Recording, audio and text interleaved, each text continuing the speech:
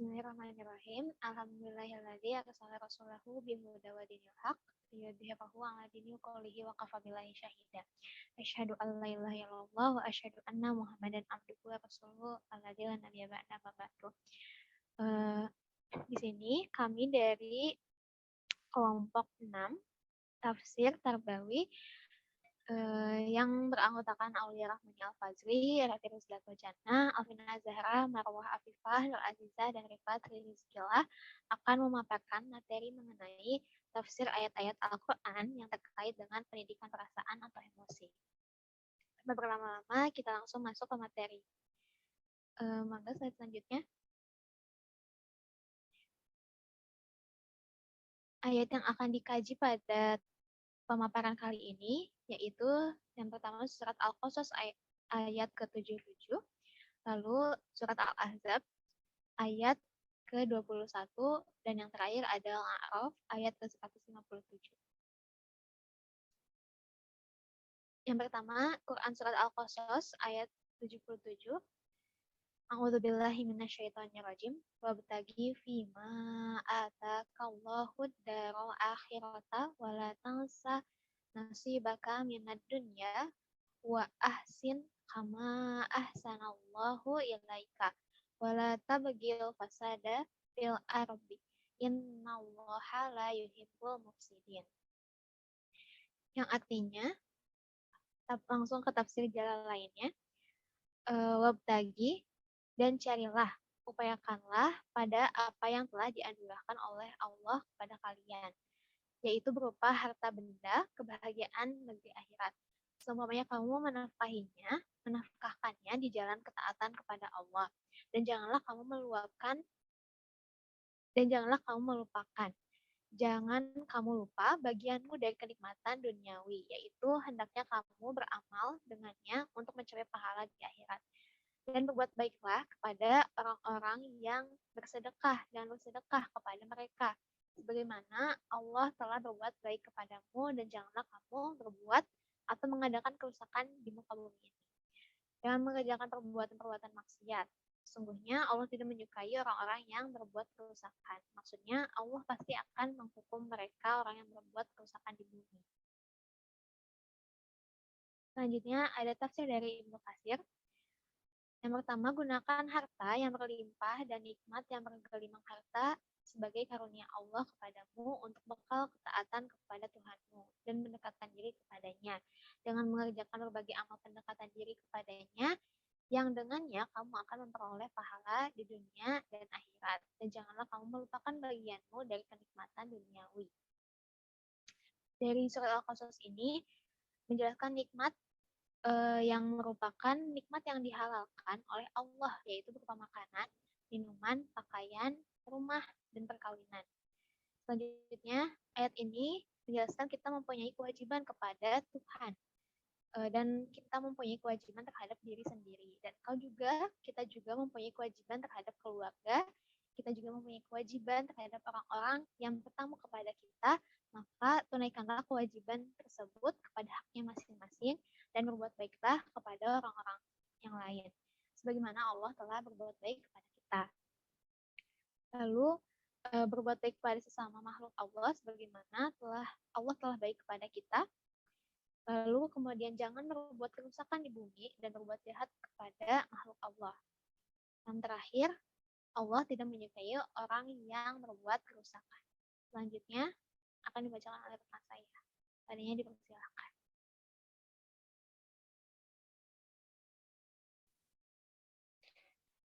Baik, untuk kandungan nilai pendidikan yang terkait dengan perasaan dalam Quran surat Al-Qasas ayat 77 ini, bahwa dalam ayat ini menunjukkan prinsip integrasi dalam pendidikan Islam, di mana segala yang ada pada diri manusia harus dikembangkan pada suatu muara, yaitu kebijakan dalam rangka pengabdian kepada Tuhan. Keselamatan yang diraih oleh manusia, baik di dunia maupun di akhirat, hanya dapat dicapai dengan menumbuh kembangkan diri sesuai dengan fitrah yang baik. Begitu pula sebaliknya, kegagalan yang dialami manusia akan terjadi jika fitrah yang dimilikinya diselewengkan ke arah yang negatif. Boleh next?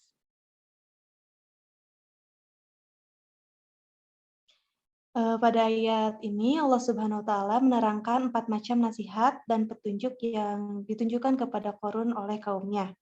Yang pertama, orang yang dianugerahi oleh Allah Subhanahu wa taala kekayaan yang berlimpah-limpah, pembendaharaan harta yang bertumpuk-tumpuk serta nikmat yang banyak, hendaklah ia memanfaatkan di jalan Allah, patuh dan taat pada perintahnya, mendekatkan diri kepadanya untuk memperoleh pahala sebanyak-banyaknya di dunia dan di akhirat. Yang kedua, janganlah seorang itu meninggalkan sama sekali kesenangan dunia, baik berupa makanan, minuman, dan pakaian, serta kesenangan-kesenangan yang lain sepanjang tidak bertentangan dengan ajaran yang telah digariskan oleh Allah Subhanahu wa taala. Karena baik untuk Tuhan, untuk diri sendiri maupun keluarga, semuanya itu mempunyai hak atas seorang yang harus dilaksanakan. Yang ketiga, seseorang harus berbuat baik sebagaimana Allah Subhanahu wa taala berbuat baik kepadanya, membantu orang-orang yang berkeperluan, pembangunan masjid, madrasah, pembinaan rumah yatim piatu di panti asuhan dengan harta yang dianugerahkan Allah kepadanya dan dengan kewibawaan yang ada padanya, memberikan senyuman yang ramah tamah di dalam perjumpaan dan lain sebagainya. Dan yang terakhir, janganlah seorang itu berbuat kerusakan di atas bumi, berbuat jahat kepada sesama makhluk Allah, karena Allah Subhanahu wa taala tidak menyukai orang-orang yang berbuat kerusakan. Allah Subhanahu wa taala tidak akan menghormati mereka, bahkan Allah tidak akan memberikan ridho dan rahmat-Nya. Aspek tarbawi yang pertama, menggunakan segala pemberian Allah dalam tunduk dan patuh kepadanya, mendekatkan diri kepadanya, serta mendapatkan pahala di akhirat. Yang kedua, boleh mencari kesenangan dunia asal tidak bertentangan dengan syariat Allah. Yang ketiga, perintah berbuat baik kepada orang lain dan larangan berbuat kerusakan di bumi. Dan yang keempat, hendaklah manusia senantiasa menyeimbangkan kepentingan hidup duniawi dan ukhrawi, tidak mencampur adukan antara kebaikan dan keburukan. Baik, untuk materi selanjutnya akan disampaikan oleh Revi. Baik, yang selanjutnya ada Quran Surah Al-Ahzab ayat 21. Bismillahirrahmanirrahim. Laqad kana lakum fi Rasulillahi uswatun hasanatun liman kana yarjullaha wal yawmal akhir wa dzakarallaha katsiran. Tafsir Jalalainnya, sesungguhnya telah ada pada diri Rasulullah itu suri tauladan bagi kalian. Dapat dibaca iswatun dan uswatun. Yang baik maksudnya untuk diikuti dalam hal berperang dan keteguhan serta kesabarannya, yang masing-masing diterapkan pada tempat-tempatnya. Bagi orang, lafal ini berkedudukan menjadi badal dari lafal lakum, yang mengharap rahmat Allah, yakni takut kepadanya dan hari kiamat, dan dia banyak menyebut nama Allah. Berbeda halnya dengan orang-orang yang selain mereka. Tafsir Ibnu Katsir yang pertama, ayat yang mulia ini merupakan dalil pokok yang paling besar yang menganjurkan kepada kita agar meniru Rasulullah SAW dalam semua ucapan, perbuatan, kesabaran, keteguhan hati, kesiagaan, dan perjuangannya. Selanjutnya, yang kedua, melalui ayat ini Allah Subhanahu wa taala berfirman kepada orang-orang yang merasa khawatir, gelisah, dan guncang dalam menghadapi urusan mereka dalam perang Ahzab. Sesungguhnya telah ada pada diri Rasulullah itu suri tauladan yang baik bagimu. Quran Surah Al-Ahzab ayat 21 ini menanyakan bahwa yakni mengapa kalian tidak meniru dan mengikuti jejak sifat-sifatnya. Dalam firman selanjutnya disebutkan, yaitu bagi orang yang mengharapkan rahmat Allah dan kiamat, dan dia banyak menyebut nama Allah. Selanjutnya Allah SWT menyebutkan perihal hamba-hambanya yang beriman. Dia membenarkan janji Allah kepada mereka yang pada akhirnya Allah akan menjadikan kesudahan yang baik di dunia dan di akhirat bagi mereka. Selanjutnya, kandungan nilai pendidikan terkait dengan perasaan emosi. Cinta berperan cukup penting dalam kehidupan manusia, sebab ia merupakan landasan kehidupan hubungan sosial, perkawinan, pembentukan keluarga, dan pemeliharaan anak-anak. Juga merupakan pengikat yang kokoh dalam hubungan antara manusia dengan Tuhannya. Cinta kepada Rasul menduduki peringkat kedua setelah cinta kepada Allah, yang menjadi pembawa berita bagi umatnya, memberikan petunjuk ke arah yang benar.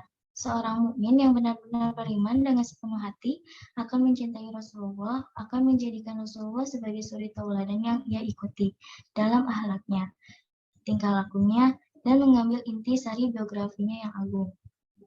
Selanjutnya akan dijelaskan oleh Teh Marwah.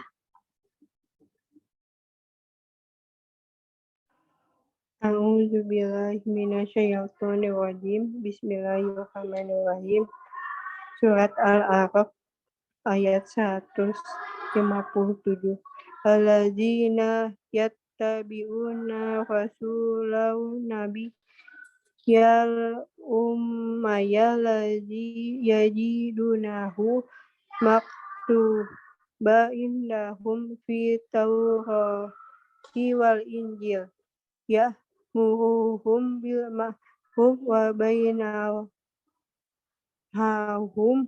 anil munkari wa yuhillu lahum thayyibati wa yuharramu alaihimul khaba'isa wa yadahu anhum israhum wal aghlallati kanat alaihim falladzina amanu bihi wa ajarahu wa nasaruhu wattaba'u nural-ladzi unzila ma'a ulaika hum muflihun.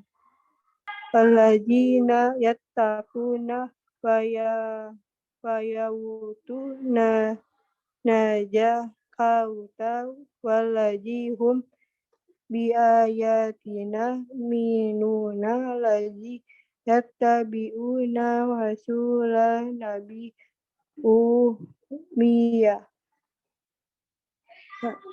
alladzi yajidu maktuba indahum fi Taurati wal Injil ya'muruhum bil ma'ruf wa yanhahum israhum wal gola allati kanat alaihim falladzina amanu wa ajjahu wa nasarahu wattaba'u wa nurul ladzi unzila ma'ahu wa ilaika humul muflihun.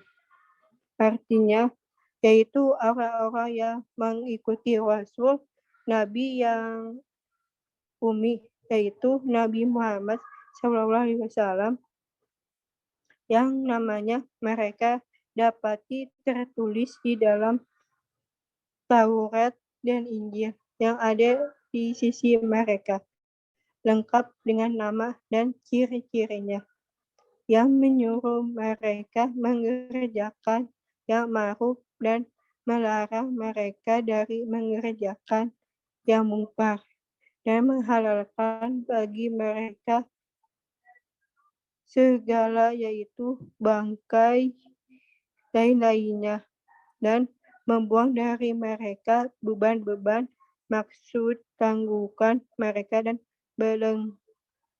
belenggu hal-hal yang berat yang ada pada mereka, seperti bertaubat dengan jalan membunuh diri dan memotong apa yang terkena oleh najis. Maka orang-orang beriman kepadanya dari kalangan mereka memuliakannya, yaitu menghormatinya, menolongnya, dan mengikuti cahaya yang terang diturunkan kepadanya, yakni Al-Quran. Mereka itulah orang-orang yang beruntung. Next. Tafsir Ibnu Katsir, yaitu orang-orang yang mengikuti Rasul Nabi yang ummi, yang namanya mereka dapat tertulis di dalam Taurat dan Injil yang ada di dalam sisi mereka, yang menyuruh mereka mengerjakan yang ma'ruf dan melarang mereka dari mengerjakan yang mungkar, dan menghalalkan bagi mereka segala yang baik dan mengharamkan bagi mereka segala yang buruk, dan membuang dari mereka beban-beban dan belenggu yang ada pada mereka. Maka orang-orang beriman padanya, memuliakannya, menolongnya, dan mengikuti cahaya yang terang yang diturunkan kepada, yaitu Al-Quran. Mereka itulah orang-orang yang beruntung, yaitu orang-orang yang mengikuti Rasul Nabi yang umi, yang namanya mereka dapat tertulis dalam Taurat dan Injil, yang 7 ada di sisi mereka. Surat Al-A'raf ayat 157. Demikian sifat dan ciri khusus Nabi SAW yang tertera dalam kitab-kitab para nabi terdahulu. Para nabi terdahulu menyampaikan berita gembira kepada umatnya masing-masing akan kedatangan Nabi Muhammad SAW dan memerintahkan kepada umatnya untuk mengikutinya apabila mereka mengalami masanya, dan sifat-sifat Nabi Muhammad SAW tetap ada dalam kitab-kitab mereka, diketahui oleh ulama dan rahib mereka. Next. Kandungan nilai pendidikan terkait dengan perasaan atau emosi. Surat Al-A'raf ayat 157 mengulas tentang beberapa sifat Muhammad sebagai Rasul. Sifat Muhammad sebagai Rasul adalah 1. Nabi yang umi atau buta huruf. Dalam ayat ini diterapkan bahwa salah satu sifat Muhammad SAW ialah tidak pandai menulis dan membaca. Sifat ini memberi pengertian bahwa orang yang umi tidak mungkin membaca Taurat dan Injil yang ada pada orang-orang Yahudi dan Nasrani. Demikian pula cerita kuno yang berhubungan dengan umat-umat dahulu. Hal ini membuktikan bahwa risalah yang dibawa oleh Muhammad SAW itu benar-benar berasal dari Tuhan Yang Maha Esa. Mustahil seseorang yang tidak tahu tulis baca dapat membuat dan membaca Al-Quran dan hadis yang memuat hukum-hukum dan ketentuan ilmu pengetahuan yang demikian tinggi nilainya. Seandainya Al-Quran itu buatan Muhammad, bukan berasal dari Tuhan semesta alam, dan tentulah manusia dapat membuat atau menirunya. Tetapi sampai saat ini belum ada seseorang manusia pun yang sanggup menandinginya.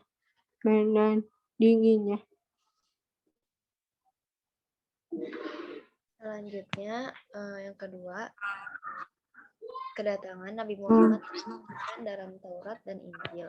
Kedatangan Muhammad sebagai Nabi dan Rasul penutup disyaratkan dalam Taurat dan Injil. Di dalam Al-Quran disebutkan dengan jelas bahwa mereka pun sudah mengenal pribadi Muhammad dan anaknya. A'udzubillahi minasyaitonirrajim. Alladzina atainahumul kitaba ya'rifunahu kama ya'rifuna abna'ahum wa inna fariqam minhum la yaktumuna al-haqqa wa hum ya'lamun. Orang-orang yang telah kami beri kitab Taurat dan Injil mengenalnya seperti mereka mengenal anak-anak mereka sendiri. Sesungguhnya sebagian mereka pasti menyembunyikan kebenaran padahal mereka mengetahuinya. Al-Baqarah ayat ke-146. Sekalipun ada bagian Taurat dan Injil yang diubah, ditambah dan dihilangkan, juga masih terdapat isyarat-isyarat tentang kenabian dan kerasulan Muhammad SAW. Itu pula lah sebabnya sebagian ulama Yahudi dan Ibrani yang mengaku kebenaran berita itu segera beriman kepada Muhammad dan risalah yang 12 dibawanya, seperti Abdullah bin Salam dari kalangan Yahudi, Tamim ad-Dari dari kalangan Nasrani. Ketiga, Nabi menyuruh berbuat ma'ruf dan melarang berbuat mungkar. Perbuatan yang ma'ruf ialah perbuatan yang baik, sesuai dengan akal sehat, bermanfaat bagi diri mereka sendiri, manusia dan kemanusiaan, serta sesuai dengan ajaran agama. Sedangkan perbuatan yang mungkar ialah perbuatan yang buruk, tidak sesuai dengan akal yang sehat, dan dapat menimbulkan madorot bagi diri sendiri, bagi manusia dan kemanusiaan. Perbuatan ma'ruf yang paling tinggi nilainya ialah mengakui keesaan Allah dan menunjukkan ketaatan kepadanya. Sedang perbuatan mungkar yang paling buruk ialah menyekutukan Allah. Yang keempat, menghalalkan yang baik dan mengharamkan yang buruk. Yang dimaksud ialah yang halal lagi baik, tidak merusak akal, pikiran, jasmani, dan rohani. Sedangkan yang dimaksud dengan yang buruk ialah yang haram, yang merusak akal, pikiran, jasmani, dan rohani. Yang kelima, menghilangkan berbagai beban dan belenggu yang memberatkan.